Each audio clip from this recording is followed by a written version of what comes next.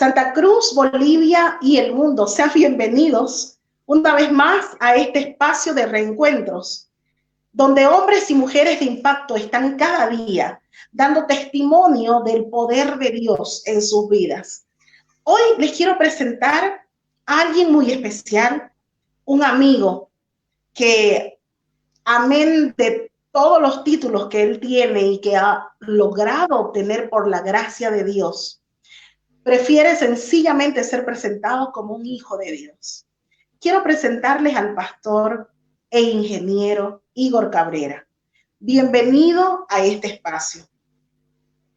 Es un honor para mí estar contigo y con toda tu audiencia, estimada María Esther. Realmente me siento honrado de que me entrevistes en este espacio junto a tanta gente hermosa e importante que has estado entrevistando en estos días. Espero que este tiempo que sea de tanta bendición y edificación para la gente como lo es para mí en este momento. Dios te bendiga mucho. Amén, amén.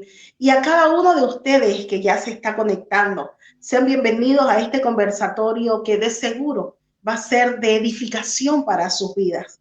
Porque, como lo hemos dicho en anteriores ocasiones, estamos viviendo un tiempo especial.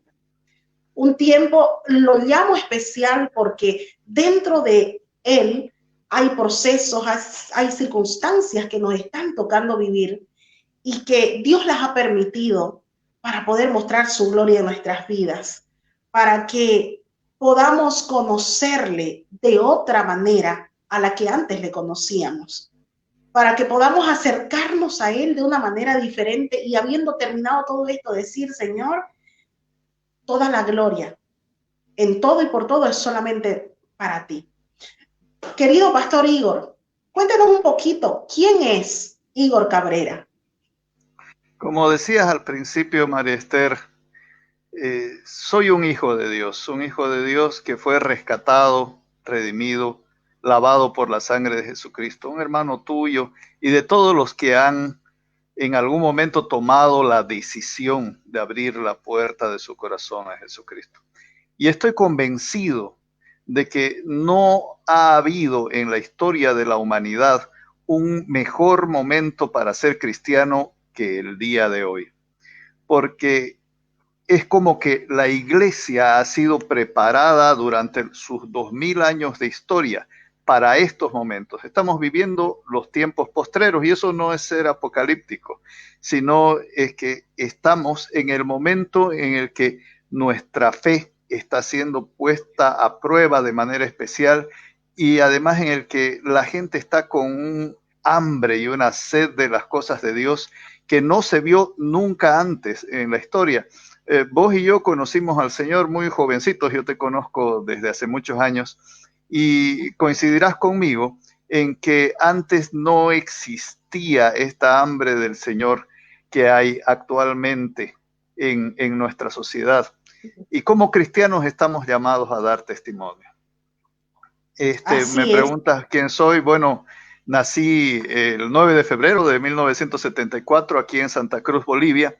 Y en este recorrer de mi vida pude conocer a Jesucristo. Nací de un matrimonio poco convencional.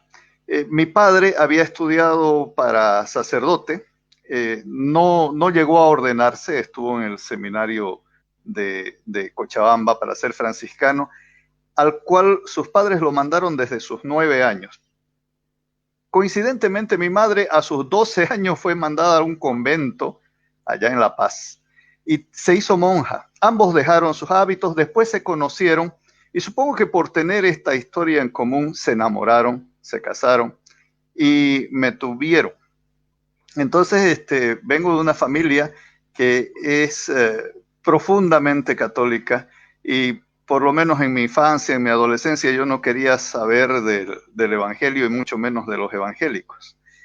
El Señor permitió que escuche por primera vez el mensaje de la salvación por medio de la fe en nuestro Señor Jesucristo en un retiro de carnaval el año 1987. Tenía yo 13 años de edad, era un retiro de la iglesia Bethesda y ahí conocí acerca de del Evangelio, pero francamente no lo entendí, o por lo menos no lo quise aceptar hasta agosto de 1991, en un retiro de jóvenes, que fue el día en que tuve un encuentro personal con Dios.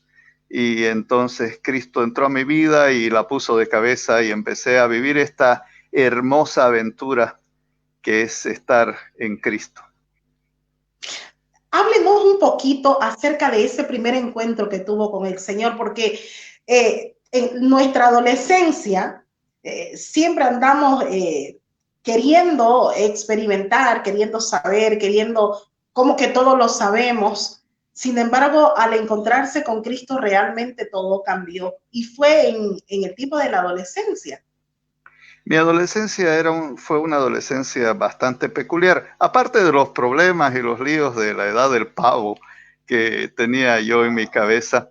Había llevado, te decía, mis padres no tuvieron un modelo de familia, entonces su unión fue bastante fuerte, bastante enfrentada, y se llegaron a separar cuando yo era muy pequeño. Si bien no se divorciaron hasta el año 2007, ellos vivieron aparte por muchos años. Entonces mi madre me crió prácticamente sola, y eso derivó en varias cosas. Primero, en una fuerte necesidad económica, porque nos faltaba todo.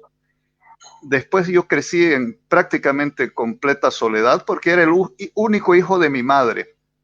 Y mi madre, para poder sostenerme como maestra, además en una época de mucha crisis económica, es decir, una crisis mucho mayor a la que estamos viviendo actualmente, la década de los 80, quienes vivieron en esa época sabrán a qué me refiero. Mi madre tenía que salir a trabajar, sin exagerar, 5 de la mañana, y volvía tardísimo de la noche. Entonces yo quedaba solo en casa, pues no había quien me cuide, o ella tenía que llevarme a su trabajo cuando yo era muy chiquito. Crecí triste, mal alimentado, enfermo, no tenés idea, me daba de todo, me dio hepatitis, asma, alergia a todo. Entonces, cuando llegué a la adolescencia, estaba sumamente amargado, resentido con Dios, y la verdad es que vivía subsistiendo, si es que vale el término. De alguna manera Dios se las ingenió para que yo llegue a un colegio evangélico, donde te conocí, María Esther, el Colegio Cristo Rey. Y ahí tuve el honor, el último año de colegio, de ir a un retiro de jóvenes de la Misión Unida Mundial, allá en el Palmar del Oratorio, año 1991, en las fechas patrias, en agosto, el 6 de agosto de 1991, predicaba un predicador al que vi por primera y última vez en esa ocasión, Cacho. Él era anciano de los Hermanos Libres. Cacho Suárez. Y dio una prédica espectacular. Y bueno, yo para ese tiempo, estando en un colegio evangélico, ya conocía más o menos la dinámica de cuando hacen el desafío al final de la prédica. Viste que el predicador dice: pasen los que quieren recibir al Señor Jesús, y siempre pasa uno primero y luego pasa un bollito, ¿no? La palabra era como para mí, me golpeaba. Él no dio una palabra como las que yo estaba acostumbrado de hablar de amor, etcétera. Él nos dijo: sepulcros blanqueados por fuera están blanqueados, por dentro tienen podredumbre. Habló acerca del pecado. Mira, me tocó muchísimo. Entonces yo tenía una carga grande y las lágrimas corrían por mis mejillas. Y entonces tomé la decisión de pasar al frente, pero yo estaba esperando que alguien más se anime a pasar, porque decía yo, bueno, si alguien pasa, yo paso después, digamos, ¿no?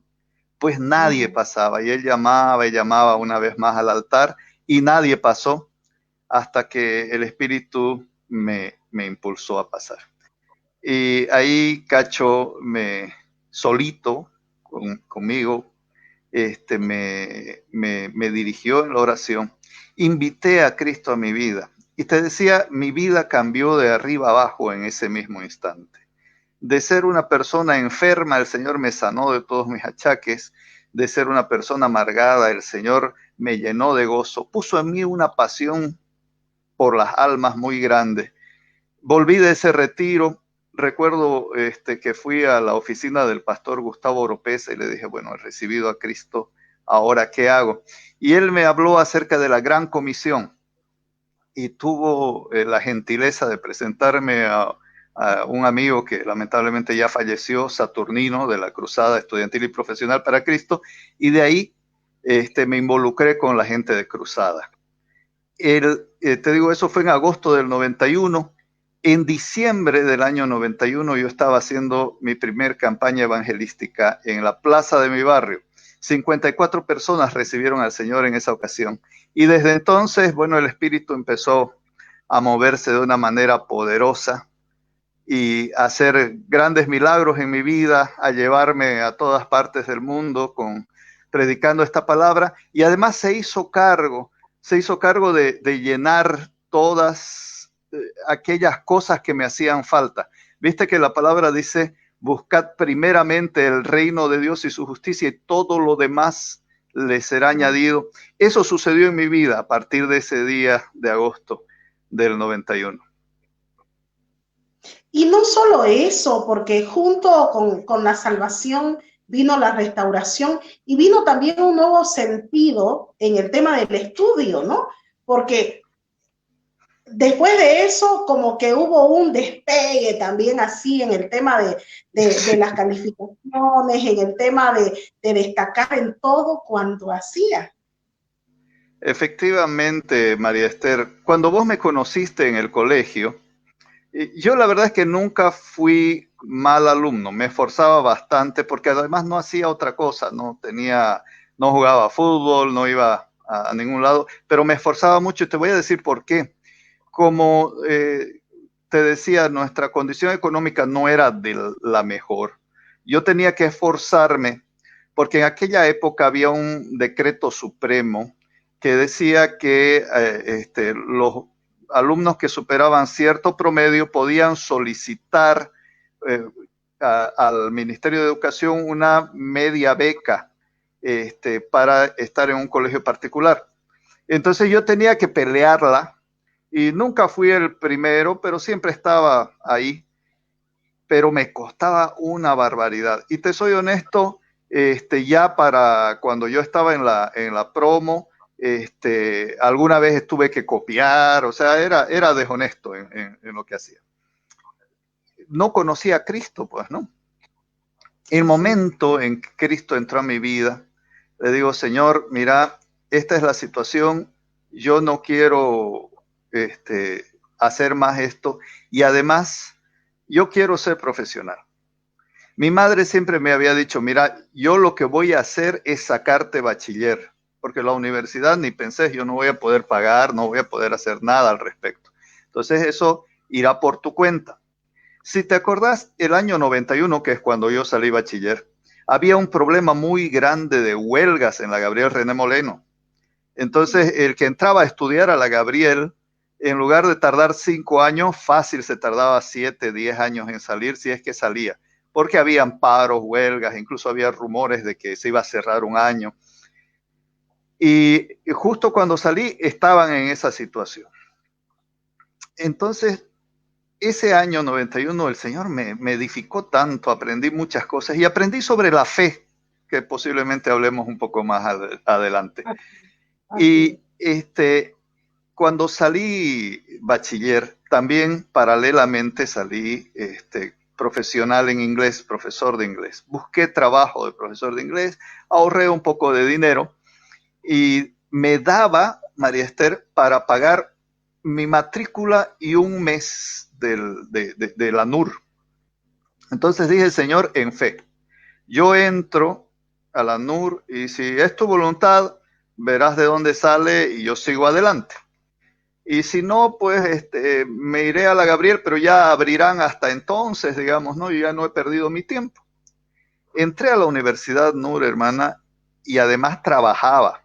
y además tenía las obligaciones de la iglesia porque me metí en todo. Estaba loco, enamorado del Señor. Entonces yo era maestro de la escuela dominical, era diácono, el único diácono de la iglesia donde me congregaba. Entonces tenía que llegar, abrir la puerta y ser el último en irme, cerrar, barrer. O sea, hacía de todo. Pero en medio de esa circunstancia, el Señor fue muy bueno conmigo. Llegado el momento en que ya me tocaba pagar, me llaman del Departamento de Apoyo Estudiantil y me dicen que había sacado el primer lugar de notas de mi carrera y que me estaban dando un porcentaje de beca, porcentaje que era más o menos el 50%. Con eso, más mi sueldo y un poco de la ayuda de mi madre, me daba para pagar las siguientes cuotas, digamos. Te cuento que esa situación se repitió semestre tras semestre, siendo yo siempre o el primero o el segundo promedio, y la verdad es que no es mérito mío, yo me esforzaba lo que podía, pero el Señor hacía el resto, y de esa manera terminé la carrera prácticamente becado, porque cuando al final ya salí yo profesional, estaba becado prácticamente el 80% de mi carrera. Entonces, el Señor honró la fe y también honró algo curioso. Te lo cuento como anécdota. Cuando yo empecé a trabajar, mi mamá no era cristiana, ahora es una poderosa cristiana, una mujer de Dios.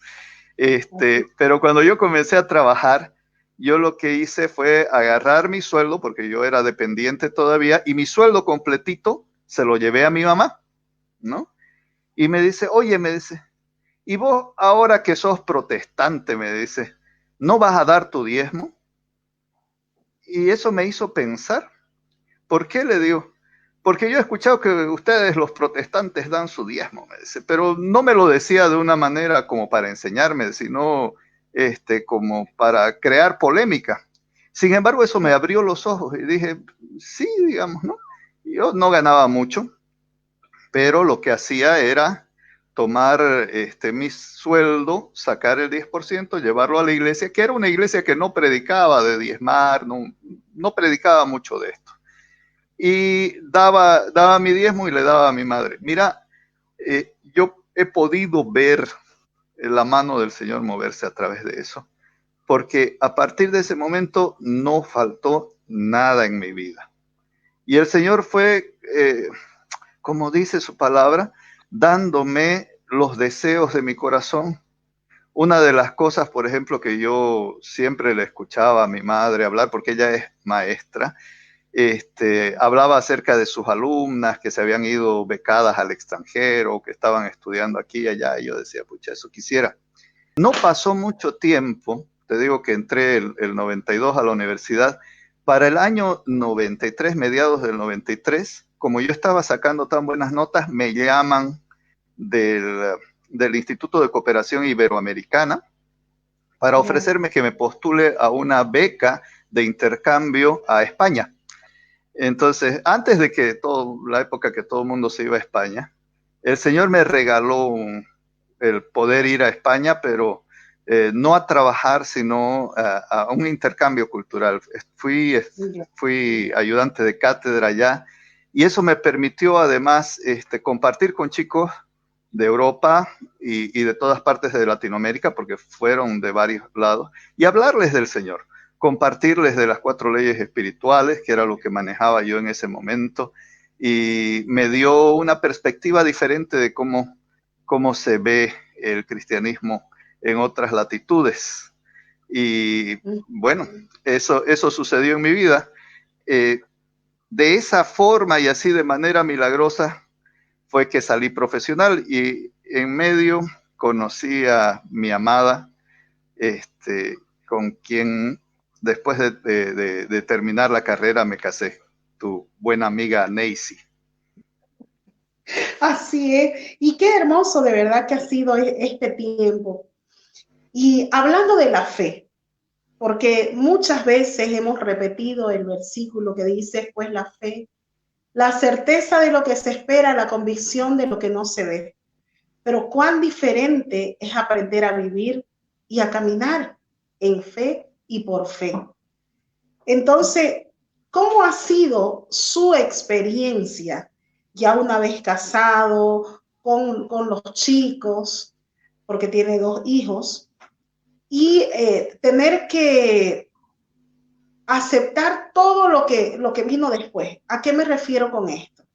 Porque no se quedó con una sola carrera, no se quedó solamente con la ingeniería, sino ha hecho varios otros estudios que no los voy a mencionar ahora, pero que es bueno que se sepa que fue por fe el logro de cada una de estas cosas. Te comento que efectivamente la cita que mencionabas está en Hebreos 11, el versículo 1, que dice, es pues la fe, la certeza de lo que se espera, la convicción de lo que no se ve. Es un versículo, es como estas tablitas de salvación, ¿no? Que cuando estás en el río y están las olas queriendo cubrirte, es como la tabla a la que te tenés que agarrar. Y es un versículo sobre el cual he meditado mucho a lo largo de mi vida, porque se confunde mucho la fe con otras cosas muy parecidas. Se confunde la fe con la esperanza, ¿no? Que también es algo muy bueno. Sin embargo, la esperanza es como algo que vos deseás, yo desearía esto, mientras que la fe es una certeza. Hay una versión en inglés de este mismo versículo, una traducción en inglés que dice, la fe es la sustancia de las cosas que no se ven. Y es más o menos así. Todo lo que ahora vemos en la creación fue hecho a partir de lo que no se veía. Las cosas invisibles de Dios, las cosas que Él tiene preparadas en el futuro para nosotros, están ya en sus designios, pero nosotros no las vemos. Y esas cosas las tenemos que aceptar y alcanzar por medio de la fe. Sin embargo, ni siquiera nosotros podemos abrogarnos el mérito de decir, es que yo tuve fe, por eso alcancé esto, o mi fe es más grande que la del otro, porque la fe, además, dice Gálatas 5, 22 al 23, es parte del fruto del Espíritu de Dios. Es decir, Dios es el que Él mismo nos concede el tener más o menos fe. Te decía, me casé con Neis y me preguntabas cómo ha sido mi experiencia en estos años. Hemos tenido momentos muy duros, María Esther, momentos muy duros que te puedo relatar algunos, pero una de las cosas que tiene la fe es que si la fe no es probada por fuego, no es tal. Y por otro lado, si la fe no está depositada en la fidelidad de Dios y sus promesas, tampoco puede ser llamada fe, porque viste que hay mucha gente que anda con la onda de, tenemos que transmitir buenas vibras, pensamiento positivo. No, la fe no es eso. La fe es la convicción, la certeza de que si Dios ha prometido algo, Él lo va a cumplir. Te explico más o menos. Primero un ejemplo bíblico, ¿ya? Yo pensaba, ¿qué fue lo que lo animó a David a pelear con Goliat, siendo que dentro de la lógica él tenía todas las de perder? Estaba yendo con una onda, unas piedritas, el otro era un gigante armado, grandote. Obviamente el mismo David dice, no, yo voy apoyado por Jehová de los ejércitos, pero ¿cómo tenía él la convicción que no tenían los otros soldados de que iba a vencer en la batalla? Porque pudo haber perdido, o sea, había la probabilidad de que pierda. Previo a su enfrentamiento con el gigante, David había recibido una profecía en la que se le decía que él iba a ser rey, y esa profecía no estaba cumplida aún. Entonces quería decir que si había un enfrentamiento con Goliat, David iba a salir de esa coyuntura porque iba a terminar siendo rey. Algo similar sucedió en mi vida. El Señor te digo, me ha prometido muchas cosas a lo largo de mi vida. Y una de las cosas que me prometió, y además está respaldada por la palabra de Dios, era que yo iba a ser papá, que yo iba a tener hijos. Pero resulta, te decía, que me caso el año 98, el mismo año que defendí mi tesis, y comenzamos un ministerio evangelístico hermoso con mi esposa, pero pasaban los años y pasaban los años, y no llegaban los hijos. Y ya la hicimos ver a Neisy con varios ginecólogos y nos habían descartado la posibilidad de que podamos tener hijos. Neisy estaba sinceramente deprimida y preocupada por esta circunstancia, pero yo permanecía agarrado de la promesa de que yo iba a ser papá. El año 2001 tenía yo un amigo por internet, un colombiano, que se vino a Bolivia a abrir una iglesia, una obra misionera, y me invitó a ir a su iglesia en algún momento, qué sé yo. Neisy incluso en algún momento pensó hasta en divorciarse de mí, me decía, no, yo te quiero dejar libre para que vos tengas hijos y no sé qué. Un domingo, le digo, era más o menos octubre del año 2001, le digo, Neisy, vamos a visitar la iglesia de este amigo. Bueno, vamos, me dice. Y fuimos. Y llegamos y no estaba mi amigo, el pastor de la iglesia no estaba, se había ido a Colombia. Y había un predicador invitado, un argentino. Me acuerdo que estaba predicando de la oveja perdida, de las 99 ovejas. Pero algo que yo nunca había visto, en media prédica, el argentino me mira a mí, éramos 20 personas en el pueblo, no había más, y yo estaba sentado en el último asiento con mi esposa. Me mira y me dice, vos, me dice, así me apunta con el dedo, ¿no? Y yo le digo, sí, vos, me dice, vení para acá, me dice. Y bueno, me paro, ¿no? Esa es tu mujer, que venga, me dice. Y se para Neisy y adelanta el paso, va por delante de mí. Y mientras tanto el argentino me dice, el Señor dice que te va a dar lo que le estás pidiendo. Me dice. ¿Y qué le estás pidiendo? Me pregunta. Y yo le digo, bueno, mi esposa ha sufrido un accidente, como que en esa época sufrió un accidente, estaba con la columna lesionada. No es eso, me dice. Entonces le digo, queremos tener hijos. No me dejó terminar de hablar. Y levantó las manos al cielo y dijo, Señor, tú dijiste que en tu pueblo no habría un vientre estéril. Y sopló sobre el vientre de mi esposa. Pero yo, que estaba 2 pasos más atrás, me caí al piso, perdí el conocimiento, me caí. Y tuve esa promesa, atesoré esa promesa. Ese día era domingo, el lunes llegué a mi oficina y encuentro un correo electrónico de un señor de Ecuador, Albino Tobar. No lo conocía yo en mi vida. Y solo había una línea, decía, el Señor dice que te va a dar lo que le estás pidiendo. Entonces le respondí a Albino, le digo, Albino, ¿de qué me estás hablando? ¿Quién sos? Y él me dice, mira, lo que pasa es que yo entré a internet ahora, después de hacer mi devocional, encontré un artículo que habías escrito, estaba ahí tu correo electrónico y el Señor me dice que, me dijo que te escriba y te estoy escribiendo. Yo ya sabía de qué se trataba porque el profeta el día anterior me había dicho esto. Pasó unos meses y en Navidad otro profeta me dice exactamente lo mismo. El Señor dice que te va a dar lo que le estás pidiendo. Y yo ya me reí, pues, ¿no? Y le digo, ¿y qué le estoy pidiendo? No sé, me dice. Pero eso dice. Se fue de mi lado, caminó unos pasos más y volvió y me dice, y va a ser varón.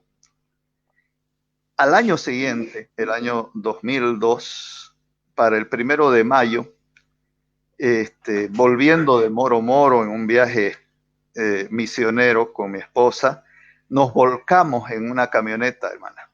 Nos volcamos, nos desbarrancamos allá a la altura de Cuevas. Y bueno, para hacer corta la historia larga, terminamos yendo, pero sin un rasguño, pero por responsabilidad, yendo a la clínica Foyanini a que nos atiendan por el SOAT. Y el médico que nos atendía a 2 de la mañana le dice a mi esposa, le tengo que poner una inyección, señora. Le dice, ¿usted no está embarazada? No, le dice ella, ¿no? Por segura que no, que ella no se embarazaba, pues, ¿no? Pero le puso la inyección, saliendo 2:30 de la mañana, me dice, Igor, me he quedado con la duda, me dice. Quiero ver si estoy embarazada. Bueno, vamos. Fuimos, buscamos un test de embarazo y estaba embarazada María Esther. Y entonces vino Josué, lo que el Señor había prometido. Por eso Josué se llama Josué, que quiere decir Dios salva. En ese tiempo del embarazo de Josué, el Señor ya nos habló claramente que íbamos a tener 2 hijos, que el varón se iba a llamar Josué, que la nena se iba a llamar Ana, que Anita llegó el 2006, y el Señor hizo posible lo imposible. ¿Con base en qué? Con base en su promesa. Esa promesa a la cual nos agarramos por la fe. En el transcurso del embarazo, además, un día el corazón de Josué dejó de latir en el vientre de su madre. Y la doctora, la ginecóloga que la atendía, quería practicarle un legrado, que es un eufemismo para decir un aborto, pues, ¿no? Y no, pues ella me llama por teléfono, yo estaba en la oficina, le digo, no, vos te salís inmediatamente y vas a ir donde otro médico. Y cuando llegué donde el médico, el niño va a estar vivo. Y fue, y efectivamente, él le dio una orden de otra ecografía, fue a otro lado, y cuando llegaron con mi mamá, yo todavía no había podido llegar desde mi trabajo ahí, el corazón del niño estaba latiendo. Y ese es Josué, ahora un gran levita, un bendecido hijo de Dios también. Y esa es la forma en la que el Señor responde. Yo quiero alentar a las personas que están de repente con un problema imposible en este momento, de repente enfrentando la pobreza o la enfermedad. Pongan su fe en el Señor. No van a ser avergonzados ni van a ser decepcionados. Amén, es muy cierto. Y cuán difícil se torna muchas veces cuando uno está en medio del conflicto, en medio de la prueba, continuar creyendo. Y es algo que está pasando en este tiempo, ¿cierto? Estamos viviendo un tiempo que creo que ninguno de nosotros pensó que iba a vivir. Y pues en medio de los procesos que nos llevan a perfeccionarnos en el Señor, se sufre de diferentes maneras, pero ahí está nuevamente la promesa y la fe en las promesas del Señor. Y ahí, en medio de la pandemia, le toca a usted, mi querido amigo y pastor, vivir una nueva prueba. Sí. Que de repente muchos de los que están conectados con nosotros ahora también les ha tocado vivir. Tenemos una hermana mía también de la iglesia que en un día fallecieron 2 de sus familiares.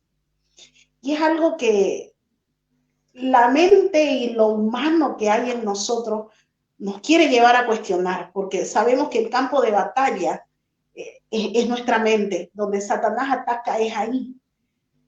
Y muchas veces los pensamientos quieren a uno sacarlo del propósito final que Dios tiene en todo esto. Entonces, pastor, ¿cómo usted, en medio de este duro proceso, a través de las promesas que el Señor le dio, ha podido hallar la paz, la calma, el consuelo y la fortaleza de Dios? La verdad es que es muy difícil hallar por nosotros mismos algún consuelo.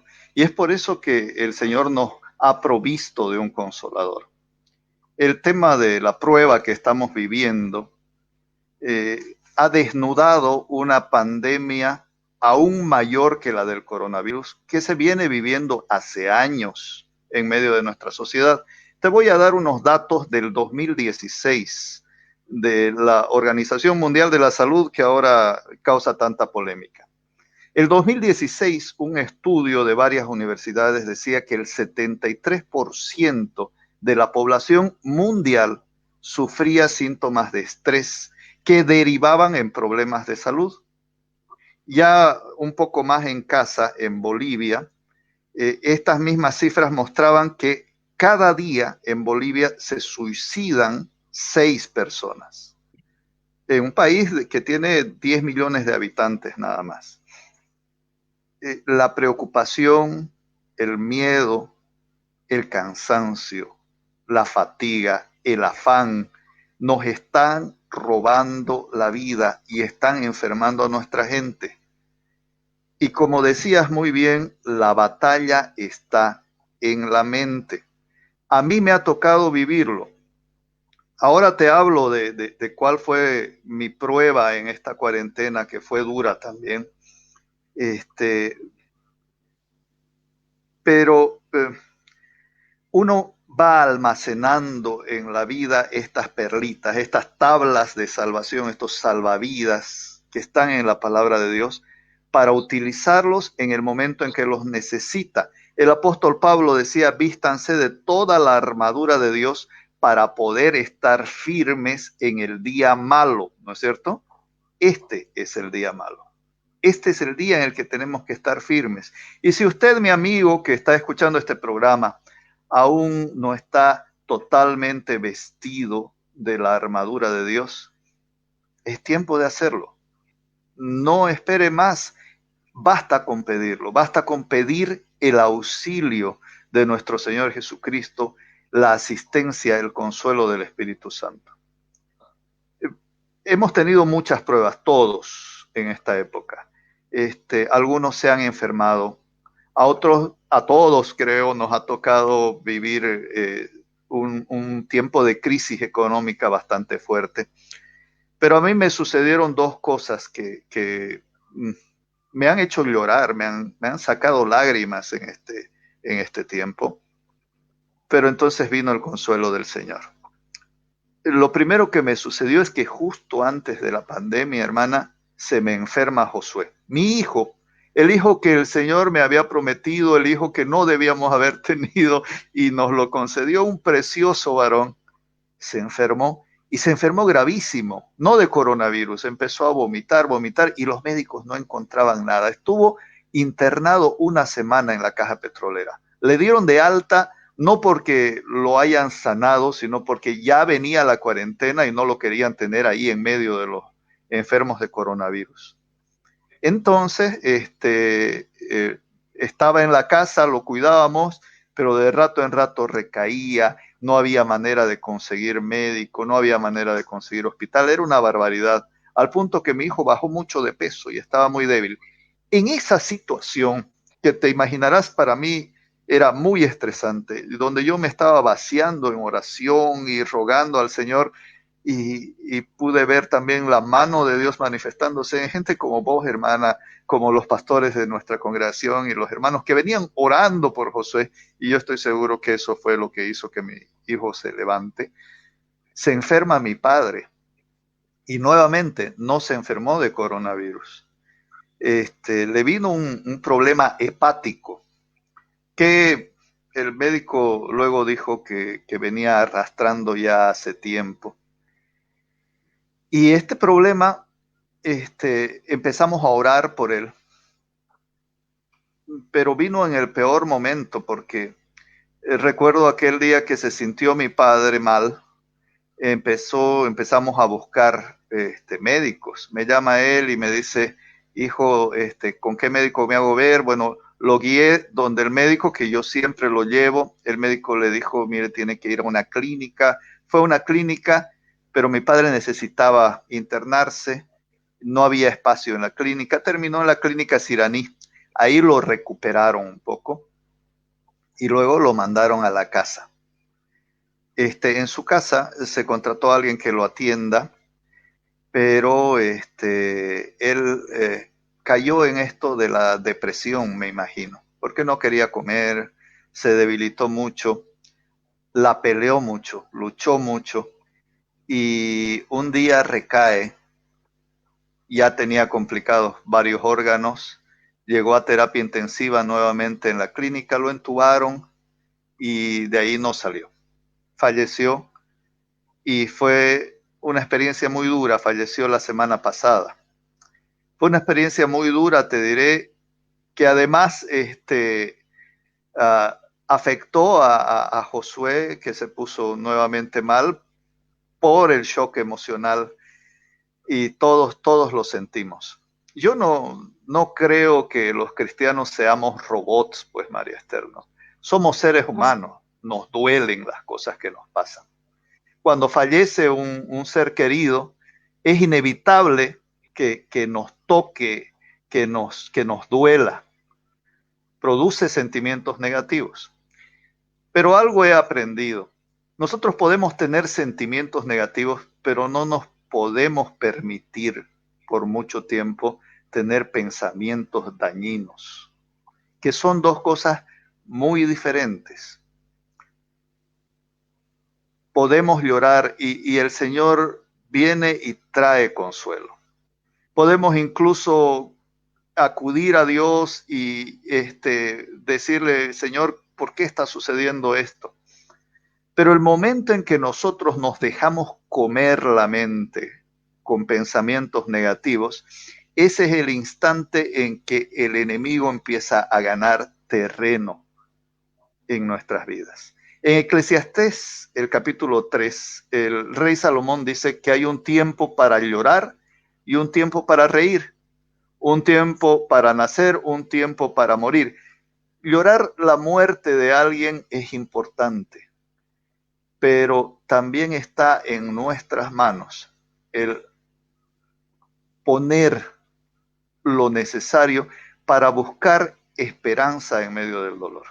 Y yo quiero alentar a todas estas familias que han pasado por la misma experiencia dura que yo he pasado en estos días. Algunos han perdido padres, otros han perdido hermanos, esposos, esposas, hijos, que es una de las experiencias más duras que puede sufrir un ser humano. El Señor tiene disponible al Consolador, al Espíritu Santo, para que usted lo tome. Pero nosotros somos quienes tenemos que abrirle la puerta, dejarlo entrar y dejar que gobierne ese área de nuestra vida. Dios es un caballero. Él no nos arrebata algo que nosotros no le entregamos. Y si nosotros no le entregamos ese sentimiento de tristeza, ese duelo por el cual estamos atravesando, corremos el riesgo de que a la postre se convierta en una raíz de amargura. Y dice la palabra de Dios que las raíces de amargura no solo nos contaminan a nosotros, sino que contaminan a todo nuestro entorno, a toda nuestra familia. Yo le aliento a buscar paz. La palabra dice, buscad y encontraréis, llamad y se os abrirá. Conozco personas que no se permiten a sí mismas un momento de debilidad, de llorar en la presencia del Señor.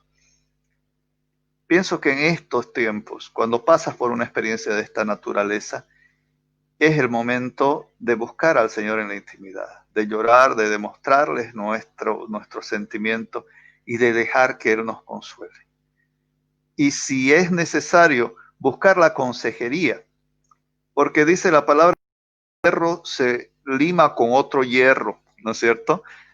Y el Señor usa cuerdas humanas para ministrarnos. Fíjense que en su hora más oscura, en el momento en que Jesús dice, mi alma está abatida hasta la muerte. Fíjense que el propio Señor Jesucristo, el que formó el universo, el Verbo, Dios mismo, estaba pasando en el huerto de los olivos, estaba pasando un momento muy duro y se acerca a sus amigos y le dice, mi alma está abatida hasta la muerte, oren conmigo. Y muchas veces nosotros no tenemos la misma humildad. Yo le aliento, si usted está pasando por un problema muy serio que está comprometiendo sus sentimientos, no nos hagamos los superhéroes, los Superman, busquemos ayuda, pero busquémosla en el lugar correcto. En Casa de Oración, por ejemplo, tenemos 200 pastores que están ahí a su disposición de manera gratuita para brindarle consuelo, para brindarle consejería. Y hay muchos hermanos además que pueden hacerlo. Y Acudamos a además, ellos, acudamos a la palabra de Dios, acudamos a Dios en oración. y además estamos en una jornada de oración hoy, mañana y el día domingo. Así es. Entonces, ya lo han podido ver ahí en mi muro y en todas las redes lo hemos colocado también para que abran su corazón y dejen que el Señor sea el que opere en este tiempo. Querido Pastor Igor, quiero pedirle que en este momento usted pueda orar para Amén. que a través de su oración el Señor lleve a través de su Espíritu Santo ese consuelo, esa seguridad de que no están solos y de que Él está permanentemente guardándonos. Amén. Vamos a orar en este momento, pero antes quiero lanzar un desafío a las personas que están viendo este video. Dice en el libro de Filipenses, por nada estén afanosos, si no sean conocidas sus peticiones delante de Dios, en toda oración y ruego con acción de gracias. Y yo te animo a ti que estás escuchando estas palabras, lo puedes encontrar en Filipenses 4:6, que nos pongamos de acuerdo en oración en este momento. En los comentarios de este video, aquí en la página de la pastora María Esther, en mi propia página, en la página de Casa de Oración, expresa cuál es tu necesidad.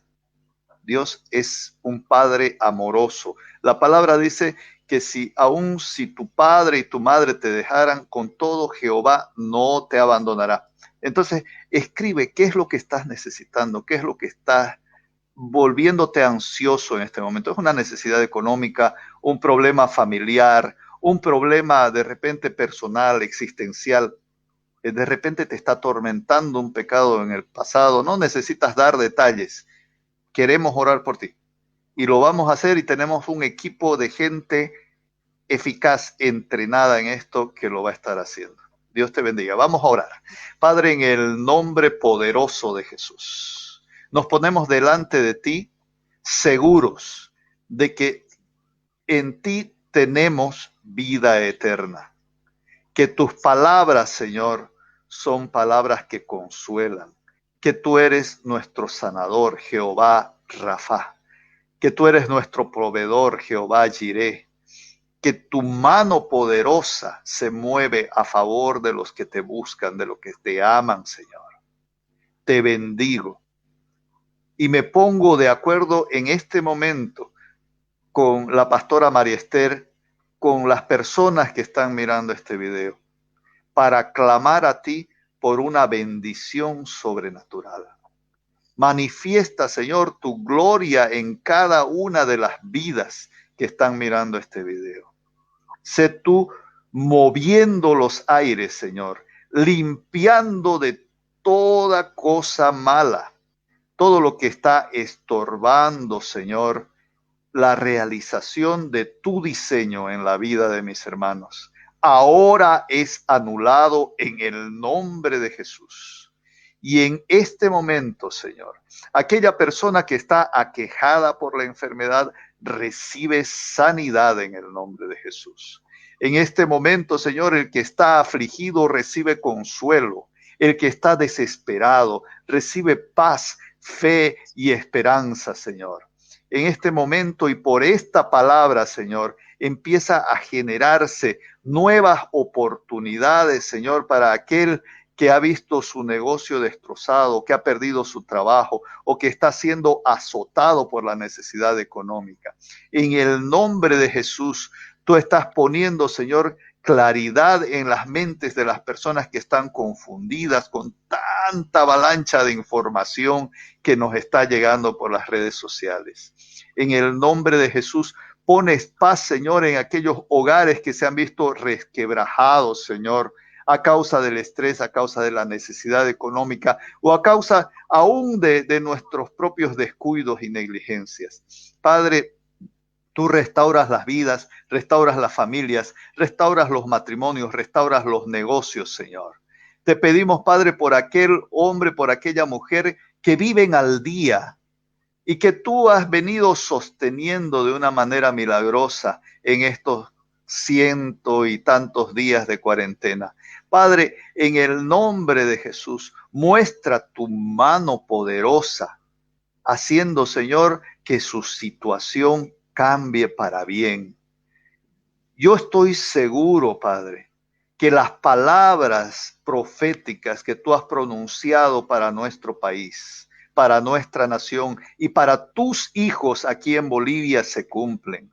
Porque Bolivia, Señor, será llamada un faro, un modelo para las otras naciones. Porque viviremos un tiempo de paz, porque viviremos, Señor, un tiempo en el que tu nombre será exaltado en esta nación y habrá un altar de adoración en cada casa, en cada hogar.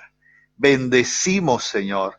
Bendecimos a toda nuestra nación. Bendecimos a los que están pasando necesidad, a los que están pasando enfermedad, a los que están tristes porque serán consolados. En este momento, Señor, envías ángeles ministradores allá donde ellos se encuentran y empiezan a levantar, Señor, los ánimos de las personas que están abatidas, Señor.